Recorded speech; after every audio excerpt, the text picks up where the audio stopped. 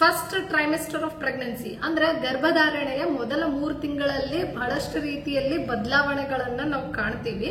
ಅಂದ್ರೆ ಅದು physical changes ಆಗಿರಬಹುದು ಅಥವಾ ಎಮೋಷನಲ್ ಚೇಂಜಸ್ ಆಗಿರಬಹುದು. ಸೊ ಈ ರೀತಿಯಾದ ಬದಲಾವಣೆಗಳಿಗೆ ನಾವು ಮೊದಲೇನೆ ಪ್ರಿಪೇರ್ ಆಗಿದ್ರೆ ಎಷ್ಟು ಚಂದ ಇರ್ತದ.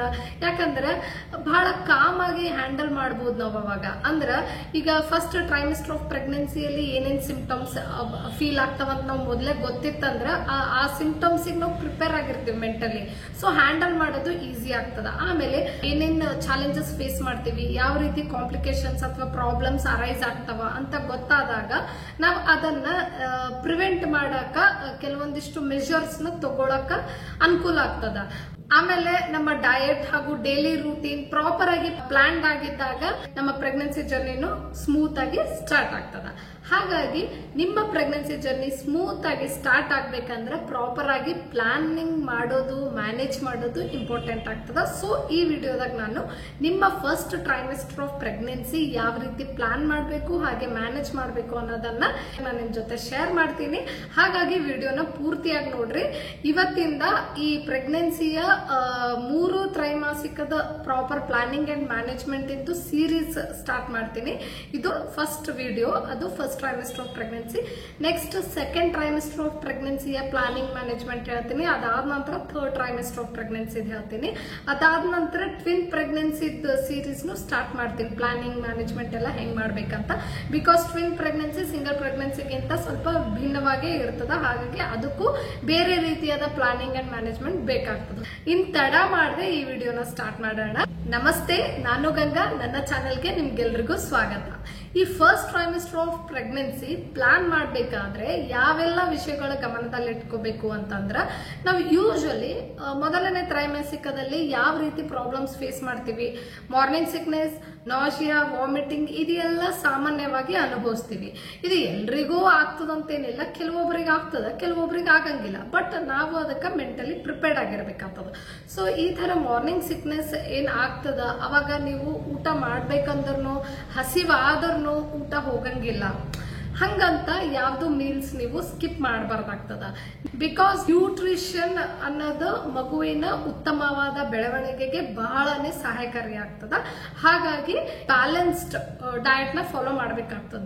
ಅದರಲ್ಲೂ ಈ ಮೊದಲನೇ ತ್ರೈಮಾಸಿಕದಲ್ಲಿ ಪ್ರೋಟೀನ್ ರಿಚ್ ಹಾಗೂ ಐರನ್ ರಿಚ್, ಆಮೇಲೆ ಫೋಲೇಟ್ ರಿಚ್, ಇವೆಲ್ಲದರ ಮೇಲೂ ಕಾನ್ಸಂಟ್ರೇಟ್ ಮಾಡ್ಬೇಕಾಗ್ತದ. Because protein is the building block ಗೊತ್ತೇ ಅದ, ಇದು ಆಲ್ಮೋಸ್ಟ್ ಎಲ್ರಿಗೂ.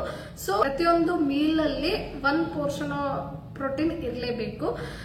ಅದರಿಂದ ಏನಾಗ್ತದ, ಮಗುವಿನ ಉತ್ತಮವಾದ ಬೆಳವಣಿಗೆಗೆ ಸಹಾಯ ಮಾಡ್ತದ. ಆಮೇಲೆ ತಾಯಿ ಆಗೋಳಿಗೂ ಅಂದ್ರೆ ಮ್ಯಾಟರ್ನಲ್ ಆರ್ಗನ್ಸ್ ಎಲ್ಲ ಡೆವಲಪ್ ಆಗ್ತಿರ್ತಾವ. ಲೈಕ್ ಯೂಟರಸ್ ಆಗಿರ್ಬೋದು, ಪ್ಲಾಸೆಂಟಾ, ಬ್ರೆಸ್ಟ್ ಎಲ್ಲ ಡೆವಲಪ್ ಆಗ್ತಿರ್ತಾವ. ಸೊ ಪ್ರೋಟೀನ್ ಅತ್ಯವಶ್ಯಕ ಆಗ್ತದ. ಹಂಗಾಗಿ ನಿಮ್ಮ ಡಯಟ್ ಅಲ್ಲಿ ಪ್ರೋಟೀನ್ ಪ್ರಮಾಣ ಹೆಚ್ಚಿಗೆ ಇರಲಿ. ಅದ್ರ ಜೊತೆಗೆ ಐರನ್ ರಿಚ್ ತಗೊಳ್ರಿ.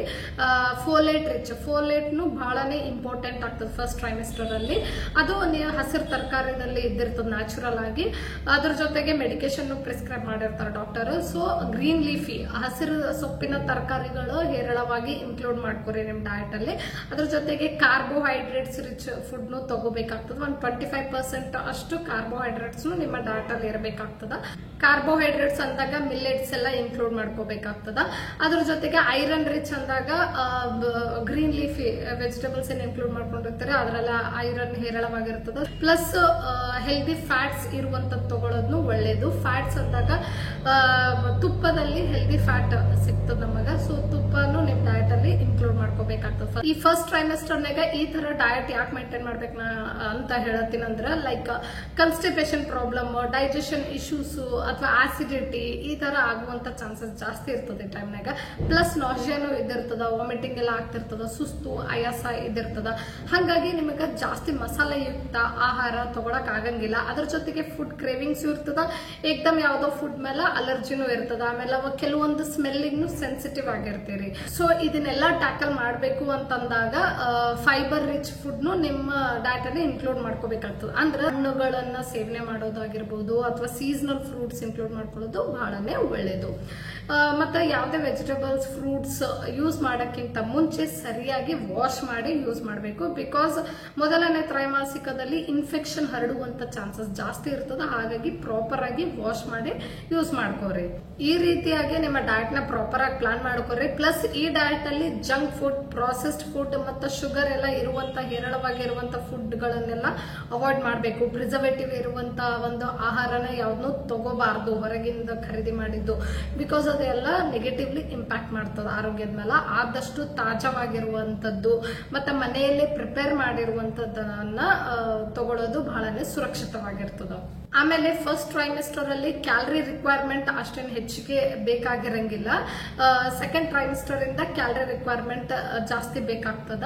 ಹಾಗಾಗಿ ವೇಟ್ ಗೇನ್ ಕೂಡ ಗ್ರಾಜುವಲ್ ಆಗಿ ಆಗ್ತದ. ಫಸ್ಟ್ ಟ್ರೈಮಿಸ್ಟರ್ ಅಲ್ಲಿ ಅಷ್ಟೊಂದು ನೋಟಿಸಬಲ್ ವೇಟ್ ಚೇಂಜಸ್ ಏನು ಆಗಂಗಿಲ್ಲ. ಇನ್ನ ಡಯಟ್ ಬಗ್ಗೆ ಹೇಳ್ತಿರುವಾಗ ಪ್ರೋಟೀನ್ ಬಗ್ಗೆ ಹೇಳಿದೆ, ಕಾರ್ಬ್ಸ್ ಬಗ್ಗೆ ಎಲ್ಲ ಹೇಳಿದೆ. ಬಟ್ ಇವೆಲ್ಲ ಯಾವ್ಯಾವ ವೆಜಿಟೇಬಲ್ಸ್ ಅಥವಾ ಫ್ರೂಟ್ಸ್ ನಾಗ ಸಿಗ್ತಾವ ಅಂತ ನಾ ಹೇಳಲಿಲ್ಲ.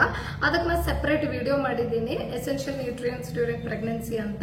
ಆ ವಿಡಿಯೋದಾಗ ಯಾವ್ಯಾವ ನ್ಯೂಟ್ರಿಯೆಂಟ್ಸ್ ಯಾವ್ಯಾವ ತರಕಾರಿದಲ್ಲಿ ಸಿಗ್ತಾವ ಅಂತ ಎಲ್ಲ ಡೀಟೇಲ್ ಆಗಿ ಹೇಳಿದ್ದೀನಿ. ಆ ವಿಡಿಯೋ ಒಂದ್ಸಲ ಚೆಕ್ ಮಾಡ್ಕೊಂಡ್ರೆ ನಿಮ್ಗೆ ಗೊತ್ತಾಗ್ತದೆ ಪ್ರೋಟೀನ್ ರಿಚ್ ಫುಡ್ ಯಾವ್ದು ತಗೋಬೇಕು ನಾವು ಅಂತ. ಮತ್ತೆ ನಿಮ್ಗೆ ಓವರ್ ಆಲ್ ಒಂದು ಪ್ರೆಗ್ನೆಂಟ್ ವುಮೆನ್ ಇನ್ ಡಯಟ್ ಹೆಂಗಿರ್ಬೇಕು ಅಂತ ಗೊತ್ತಾಗ್ಬೇಕು ಅಂತಂದ್ರೆ ಅದಕ್ಕೂ ಸೆಪರೇಟ್ ವಿಡಿಯೋ ಮಾಡಿದ್ದೀನಿ, ಡಯಟ್ ಫಾರ್ ಪ್ರೆಗ್ನೆಂಟ್ ವುಮೆನ್ ಅಂತ. ಬೇಕಂದ್ರೆ ಆ ವಿಡಿಯೋ ಒಂದ್ಸಲ ಚೆಕ್ ಮಾಡ್ಕೊರಿ. ಆಮೇಲೆ ನನ್ನ ಟ್ವಿನ್ಸ್ ಮಾಮ್ ಆಗಿರೋದ್ರಿಂದ ನಾನು ನನ್ನ ಪ್ರೆಗ್ನೆನ್ಸಿಯಲ್ಲಿ ಯಾವ ರೀತಿ ಡಯಟ್ ನ ಫಾಲೋ ಮಾಡಿದೆ ಅನ್ನೋದಕ್ಕೂ ವಿಡಿಯೋ ಮಾಡಿದ್ದೀನಿ. ಆ ವಿಡಿಯೋನು ಬೇಕಂದ್ರೆ ಚೆಕ್ ಮಾಡ್ಕೊರಿ. ನೆಕ್ಸ್ಟ್, ಈ ಮಾರ್ನಿಂಗ್ ಸಿಕ್ನೆಸ್, ನಾಷಿಯಾ ಅಂತ ಏನೇನೆಲ್ಲ ಹೇಳದ, ಇದೆಲ್ಲ ಆಗ್ಬೇಕಾದ್ರೆ ಆಕ್ಚುಲಿ ನಮಗ ಅಷ್ಟೊಂದಾಗಿ ಊಟ ಸೇರಂಗಿಲ್ಲ. ಸೊ ಹಂಗಾಗ್ಬೇಕಾದ್ರೆ ನಾ ಅಂದಂಗ ಯಾವ್ದು ಮೀಲ್ಸ್ ಹಂಗ ಆಗ್ಲತ್ತದಂದ್ರೂ ಸ್ಕಿಪ್ ಮಾಡಬಾರ್ದು. ನಿಮ್ಗೆ ಯಾವ್ದು ಹೋಗ್ತದೋ ಅದನ್ನ ತಿನ್ಬೇಕು. ಮೀಲ್ ಸ್ಕಿಪ್ ಮಾಡೋಕ್ಕಿಂತ ಏನಾದ್ರೂ ತಿನ್ನೋದು ಬಹಳನೇ ಸೂಕ್ತ. ಮತ್ತೆ ಇದನ್ನೆಲ್ಲ ಹೆಂಗ್ ಟ್ಯಾಕಲ್ ಮಾಡಬೇಕು ಅನ್ನೋದಕ್ಕೆ ಸೆಪರೇಟ್ ವಿಡಿಯೋ ಮಾಡಿ ಹೇಳಿದ್ದೀನಿ, ವಾಮಿಟಿಂಗ್ ಡ್ಯೂರಿಂಗ್ ಪ್ರೆಗ್ನೆನ್ಸಿ ವಿಡಿಯೋನಾಗ. ಬೇಕಂದ್ರೆ ಆ ವಿಡಿಯೋ ಒಂದ್ಸಲ ಚೆಕ್ ಮಾಡ್ಕೊರಿ. ಇದೆಲ್ಲದರ ಜೊತೆಗೆ ಫಸ್ಟ್ ಟ್ರೈಮಿಸ್ಟರ್ ಅಲ್ಲಿ ಹೈಡ್ರೇಷನ್ ಬಹಳ ಇಂಪಾರ್ಟೆಂಟ್ ಆಗ್ತದೆ. ಹೈಡ್ರೇಷನ್ ಅಂದಾಗ ಹಾಲು, ಮಜ್ಜಿಗೆ, ಆಮೇಲೆ ನೀರು ಇದೆಲ್ಲಾನು ತಗೊಬೇಕಾಗ್ತದ. ಸೊ ಹಾಲು ಕುಡಿಯೋದ್ರಿಂದ ಯಾವ ರೀತಿ ಪ್ರಯೋಜನಗಳಾಗ್ತಾವ ಗರ್ಭಿಣಿಯರಿಗೆ, ಮತ್ತೆ ಹಾಲು ಸೇರ್ಲಾರ್ದವ್ರು ಯಾವ ರೀತಿ ಆಲ್ಟರ್ನೇಟಿವ್ ನ ಫಾಲೋ ಮಾಡಬಹುದು ಅನ್ನೋದಕ್ಕೆ ಸೆಪರೇಟ್ ವಿಡಿಯೋ ಮಾಡಿ ಹೇಳಿದ್ದೀನಿ. ಆ ವಿಡಿಯೋ ಲಿಂಕ್ ಕೆಳಗೆ ಡಿಸ್ಕ್ರಿಪ್ಷನ್ ಬಾಕ್ಸ್ ನ ಕೊಟ್ಟಿರ್ತೀನಿ, ಚೆಕ್ ಮಾಡ್ಕೋರಿ. ಸೊ ಓವರ್ ಆಲ್ ಏನಂದ್ರೆ ನೀವು ಹೈಡ್ರೇಷನ್ ಮೇಂಟೈನ್ ಮಾಡೋದು ಬಹಳ ಇಂಪಾರ್ಟೆಂಟ್ ಆಗ್ತದೆ ಫಸ್ಟ್ ಟ್ರೈಮಿಸ್ಟರ್ನಾಗ. ನೀರು ಸರಿಯಾಗಿ ಕುಡೀರಿ. ಬಿಕಾಸ್ ನೀರು ನಿಮ್ಮ ದೇಹದಲ್ಲಿ ಸರಿಯಾದ ಪ್ರಮಾಣದಲ್ಲಿ ಇದ್ದಾಗ ಯೂರಿನರಿ ಟ್ರಾಕ್ಟ್ ಇನ್ಫೆಕ್ಷನ್ ಎಲ್ಲ ಆಗಂಗಿಲ್ಲ. ಬಿಕಾಸ್ ಇದೆಲ್ಲ ಫಸ್ಟ್ ಟ್ರೈಮಿಸ್ಟರ್ ಮುಗಿತಿರೋ ಹಾಗೆ ಪ್ರಾಬ್ಲಮ್ಸ್ ಅರೈಸ್ ಆಗ್ಬಿಡ್ತಾವ. ಅದಕ್ಕೆ ನೀವು ಅದನ್ನೆಲ್ಲ ಪ್ರಿವೆಂಟ್ ಮಾಡ್ಬೇಕಂದ್ರೆ ಕರೆಕ್ಟ್ ಆಗಿ ನೀರು ಸೇವನೆ ಮಾಡ್ಬೇಕಾಗ್ತದೆ. ಕನ್ಸ್ಟಿಪೇಷನ್ ಪ್ರಾಬ್ಲಮ್ ಆಗಂಗಿಲ್ಲ.